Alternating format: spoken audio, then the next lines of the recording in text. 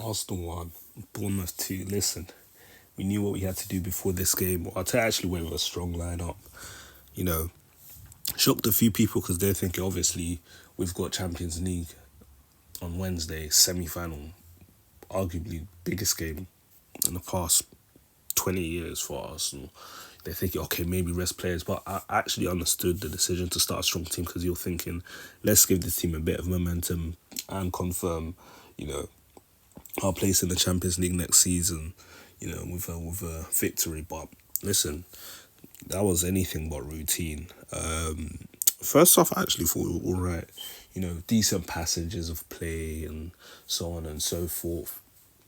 But the way we went out in the second half, man, that's not acceptable. But I think there's a certain theme that we've seen here, right? We start off well, score, take the lead, and then there's a drop off, and I feel like what's actually key is Arteta doesn't identify the changes, in momentum and the swings of the game and make substitutions to rectify that. He just doesn't. And then they equalize, or worse yet, actually take the lead, and it comes to bite us back. But yeah, I mean, at this rate, City are probably going to catch up to us. Let's not lie. We've got Newcastle, Liverpool next. Yeah, that's tough. It's a tough one still, I'm not going to lie. Yeah, we might not even finish second. Yeah, it's crazy. The amount of points, we just been dropping points anyhow. I mean, before both Madrid games, dropped points, with draws. This team, man.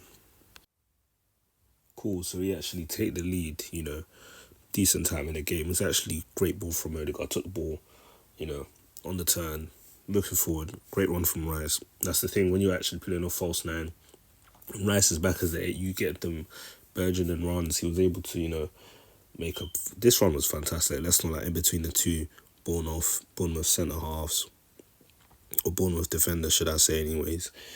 Perfectly placed.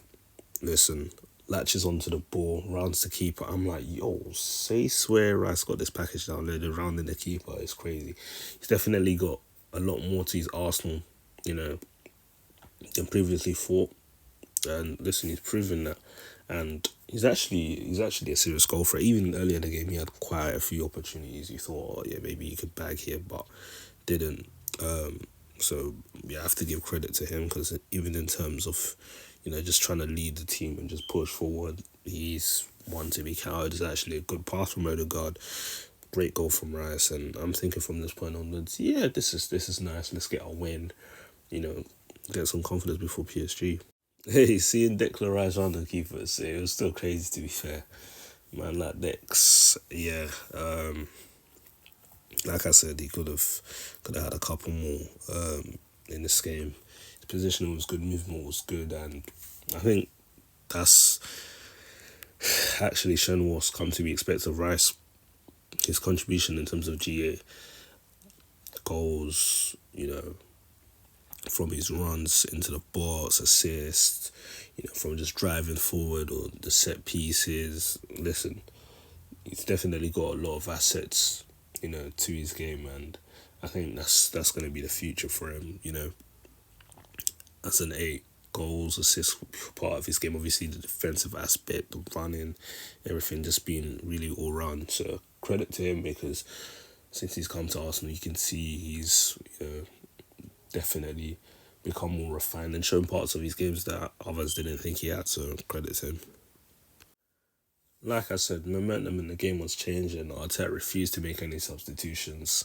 That's just, a trait of it. He just seems to refuse to make substitutions. Then complains about injuries, burnout, doesn't rotate his squad. These are these are the things that genuinely annoy me with Arteta. Cool. And a long throw. I'd even know SMH had a long throw, literally route 1 Stoke football from the right hand side of the pitch, and Hoyson just glances it in. That's a terrible goal to concede. And statistically, even in terms of set pieces, we've conceded a fair few amount. It's not been pretty. Obviously, we haven't conceded that many goals in context when you think about the whole season, but we concede goals at important times.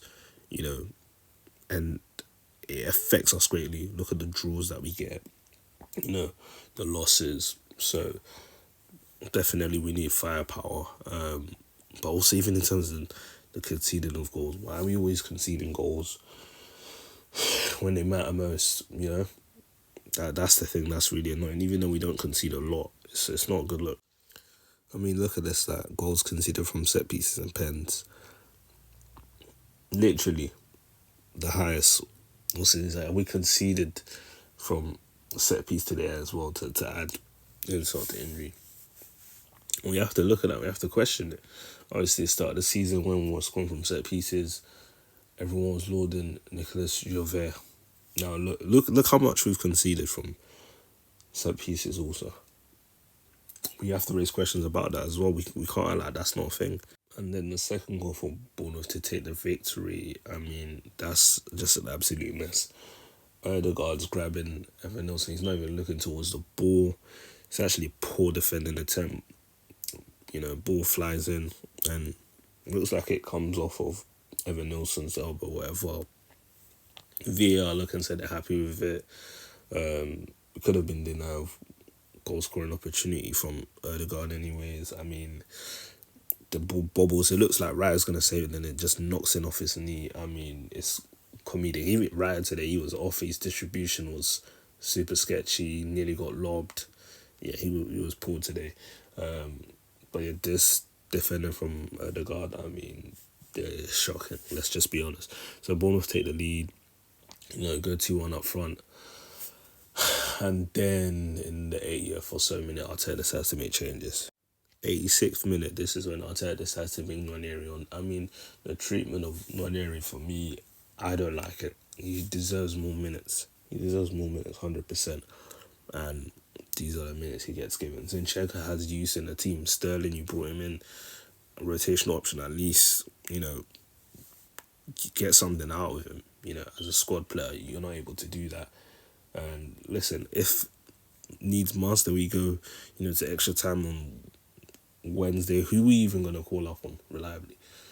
Because you have even give Sterling the confidence, the trust. Whenever you don't give him minutes, and Zinchenko, you threw him away, you disposed of him. This is your sign. I mean, I can't believe it, man. There's so much work we need to do.